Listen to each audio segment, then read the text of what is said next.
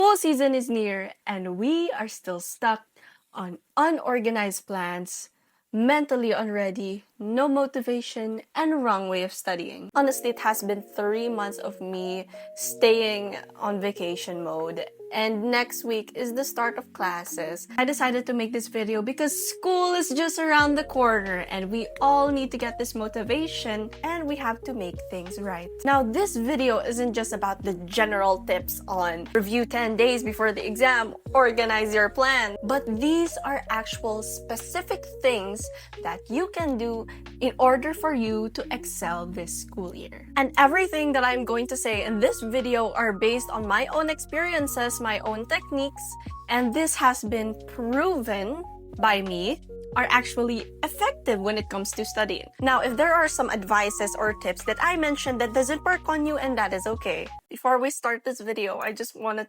show you guys my new nails. The Spider-Man movie just came out, which is the brand new day. I just watched it like a few days ago. It's the best. So I have my Spider-Man nails here, actually made by me. I'm actually a nail tech, and look at that. It's wonderful. This video is also separated into different chapters, which is the routine, school, and wellness. This is your student playbook on how to actually do well in school. The first things first before you go physically to school is your routine. And you don't know how much your whole routine affects your day. You need a morning routine for you to be mentally prepared before going to school. Do you know how much it feels awful to wake up late and rush things before going to school? It just messes up your brain. So the first thing that I advise is have a loud but soft alarm. Having a drastic loud alarm like this, imagine the first thing you do is open your eyes, the first thing you do is wake up and you listen to that loud noise. Instead, choose a much softer but loud alarm, such as this. I personally use a soft but loud alarm because it reminds me to take my morning slow, and of course it has to be loud as well because alarms that are too soft won't wake you up. And based for me, I do not recommend you putting your favorite song as an alarm. I tried this so many times because I thought that this was going to boost my energy, but it didn't. It just made my favorite song a lot more annoying. The hardest thing that you can actually do before school is waking up early and including your favorite song with something that you are so difficult to do with. It just ruins the song. 2, do something that you love before you start your school routine. This doesn't have to be time-consuming.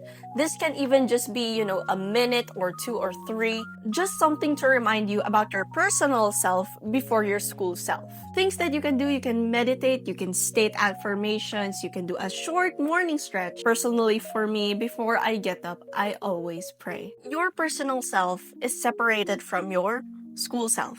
And once you step on school, you would forget about your personal self and focus on this school self. So it's better to start your day with doing even just a short time of doing the thing that you love, doing the thing that can make you alive before you start your school routine. Now, talking about slow mornings, have a slow morning routine. Having a slow morning routine feels amazing than rushing all over the place. When you rush in the morning, there are so many things that you are thinking of, that there are tendencies that you might forget something, you might do something not really well. When we're rushing and then we're doing our makeup, it really ends up not that good. And when we are rushing, there are times that we forget something because our mind is all over the place. Because in the morning, after you wake up, your brain is still functioning. It is really not nice for your brain to just do something really fast after just getting up in the morning. So it is a general tip, but always wake up early. And also plan your routine wisely. So you would know when or what time do you need to wake up. And I really recommend for you to not hold your phone after waking up. Now, it is okay to hold your phone, but avoid social media. Now, social media can be a whole time-consuming distraction. When you hold your phone for 5 seconds, you wouldn't even realize you've been scrolling for 15 minutes. And 15 minutes is already a huge time for you to do something. It's one of the reasons why people rush in the morning. It's because they always hold their phone or check their social media, scroll through TikTok the first thing in the morning. You can scroll on social media anytime. You can scroll on TikTok any time of the day. So just prepare yourself first for school before you even scroll on social media. And having a slow morning routine can actually make you romanticize your school life. It will help you romanticize waking up early than seeing waking up early as torture. This can help you be energized at school, because at school you really need a lot of energy. Your energy goes like this. So before you go to school, you have to be ready.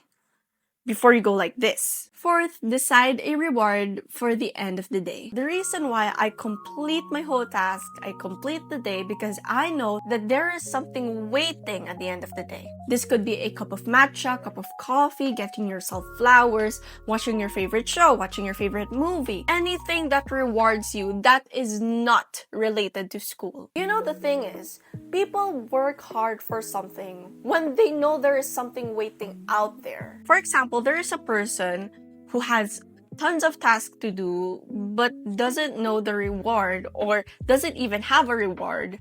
Why would they do them in the first place? So it's better every single day, set yourself a reward. So you have this drive or motivation for you to do the task in order for you to get that reward or pleasure. So there's something to look forward at the end of the day. Now for the second chapter is school. Now your school self is the focus once you step inside of your school area. The first thing that I always do, briefly look at the topic before class. This can help you be prepared on the organization of your notes, the organization of the lessons. Second, always be prepared in class, but not too prepared. This is more on the materialistic stuff.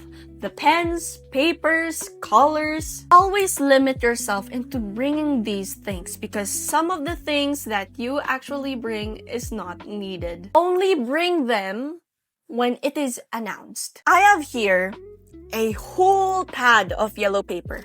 And I have lots of more papers, intermediate pads, 1/4 lengthwise, crosswise.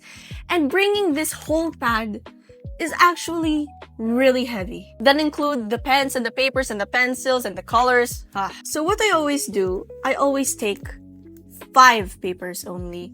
5 papers per pad. So it means I get 5 papers of lengthwise, 5 papers of crosswise, 5 papers of 1/4, and then I put it in a separate folder, which is a much smaller folder, and that's the only pad papers that I bring to school. This also goes for highlighters, for example. I always bring like 2 highlighters. You don't really have to bring a whole set of highlighters. If the teacher announces to us that we have to bring colored materials, I bring colored materials. But if it is not needed, then I won't be needing it. Third, one of the most important things that you need to do in class that people don't see, recitation. Recitation is like a level up to your grades. People do not know how much recitation really helps. And other people, they really have a hard time reciting, not because of the answer, but because they are so conscious about the people around them. And let me tell you something. No one really cares when you raise your hand. No one cares if you recite, and no one cares if you got the wrong answer. If you think that you are scared of raising your hand because you're scared to get the answer wrong, do you think that people go to sleep thinking about your wrong answer? People in this world cares about themselves. They do not even have the time to think about your wrong answer you had a while ago. So I say, go for it, raise your hand, and tell that answer. If you are not so sure about that answer, teachers really appreciate honest students. For example, you really want to recite, but you're not so sure of the answer. So what I do is I raise my hand, and I tell the teacher, "Ma'am, I just want to try to answer the question," then I'll say the question. At least the teacher sees that you tried. Even you're not sure, at least you tried. And what are the odds? Maybe your answer is actually correct. You know, the feeling is that when you had this answer and you really want to recite, and then there's another student who recited, and the answer that you're thinking of is correct, you know that feeling that, I should have recited. That's why always take your chances when it comes to recitation. You don't know if it's gonna be right or wrong. If it's going to be right, then very good.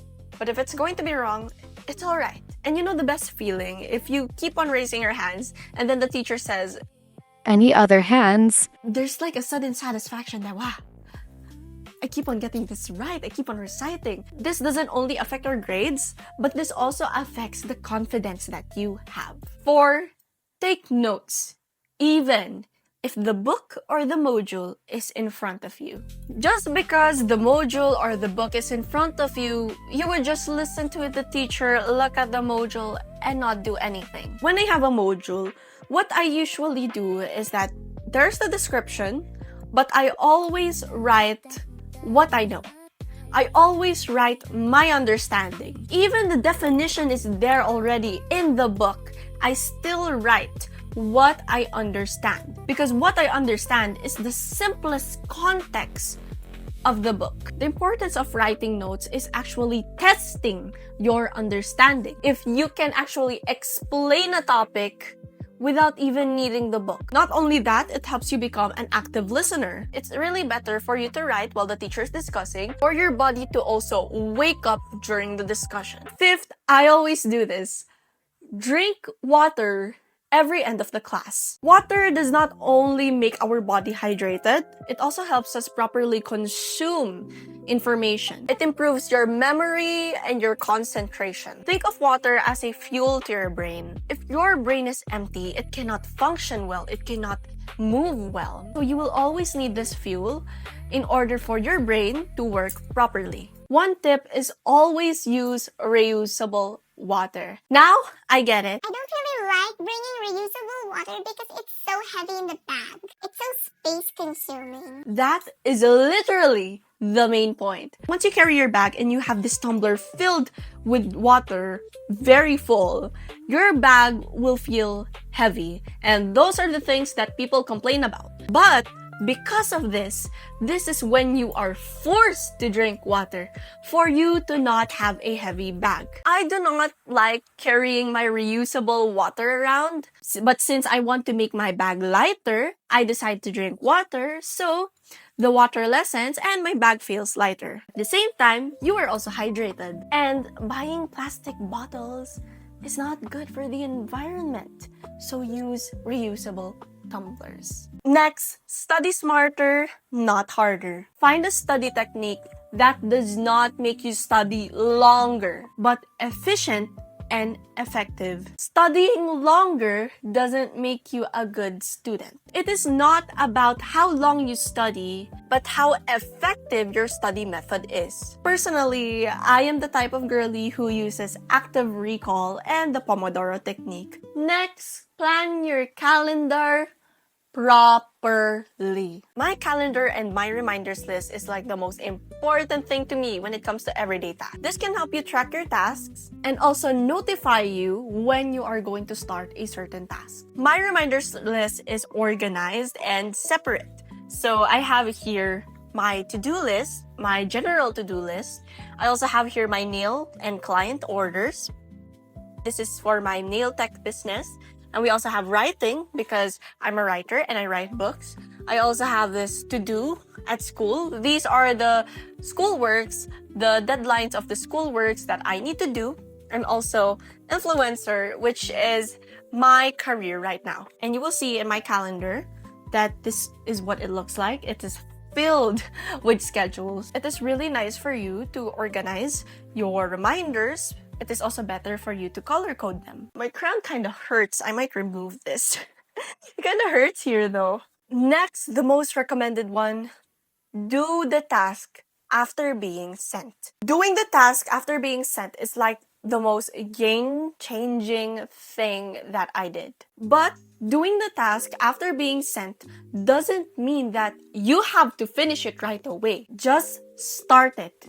Even just one sentence, start it. Just because the deadline is 5 days away doesn't mean that you have to wait for exactly 5 days in order for you to start that task. Usually, once a task is sent to me, I always do 1/4 or the half of it. It doesn't really mean that I need to finish a task, but it's more on I have to start it. And sometimes when you start something, there's this fuel, a momentum, and you don't even realize that you actually finished the task. Even if you told yourself you're just gonna do a half of it, you actually finished it. And the feeling of satisfaction when you finish a certain task, it feels so lighter. And it's so much better because you can do the other things that you are supposed to do. Procrastinating will kill you. You don't know, the next day, 5 other activities will just drop on you. And your future self would be so thankful for doing that task, that for finishing that task. Next chapter,